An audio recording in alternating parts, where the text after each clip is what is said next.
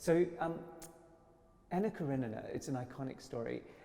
You haven't yet seen this production live. I know you've seen it on video, but it is such an iconic story. It is. What about Anna Karenina are you looking forward to? Well, the drama. I mean, don't you agree with me? Totally. I think the true test of artists, and I'm excited to see how these artists at the Australian Ballet develop.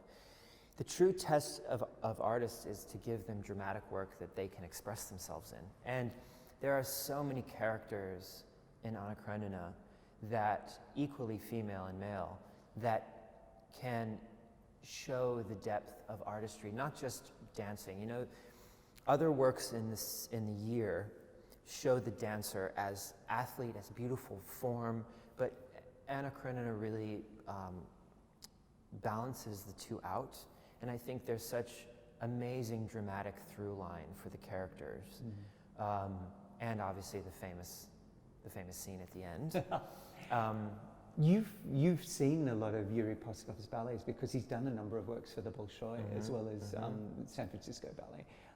And I think what I loved about his choreographic style too is it's that real amalgam of ballet and that sort of more contemporary sort of freeness of the movement. And I guess being Russian, telling a Russian story, it just, there's an incredible completeness about this production, with him bringing that sort of Russian heart to that great, you know, romantic Russian story. Yeah, you know, I think that honestly, what's so important in this day and age is the continuation of the story ballet. I think, you know, a lot of people, a lot of creators want to create plotless works that show the dancer as dancer, which I think is really important, but also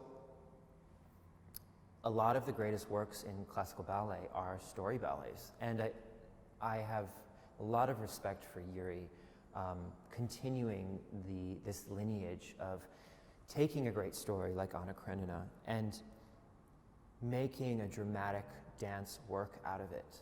And again, like you said about his modern movement, I think there's a lot of freedom in what the dancer can find, because works like Sleeping Beauty, works like Swan Lake, every dancer dreams of dancing those works, but they're so stressful.